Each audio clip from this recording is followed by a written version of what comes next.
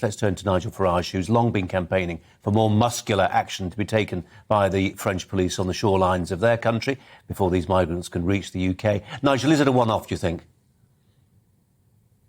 Well, it may not be. I mean, let's see. Perhaps they'll puncture some more boats, and I very much hope they do. But it won't change very much.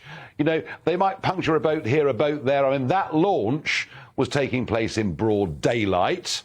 Much harder, of course, to detect people if it's before daybreak, and most of the crossings do set off before the light is up. And once they're in the water, the French tactics, as you well know, and as I exposed 2 years ago, are literally to escort the vessels where they find them into British waters. We have sent hundreds of millions of pounds to France.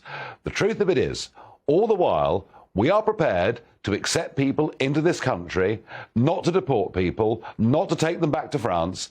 This trade will continue. And I think significantly, what we've also learnt over the weekend from leaked sources, I mean, goodness knows why the Home Office don't give us these figures anyway, but we've learnt for a specific period in July, over 40% of those that came are Albanian.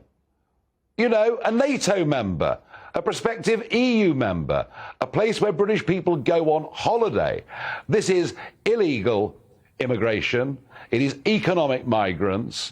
And we have the power, in this case, Colin, we absolutely have the power, and we won't even get in trouble with the ECHR or anybody else because these are not refugees. It proves the point.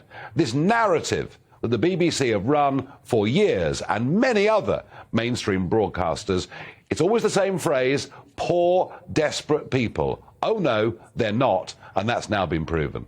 And just on the point about the puncturing of the boats, Nigel, I mean, this is not a high-tech solution to a complicated problem, isn't it? If the will is there, you need nothing more than that will and, frankly, a Stanley knife or a knitting needle, and you've disabled that access across the channel.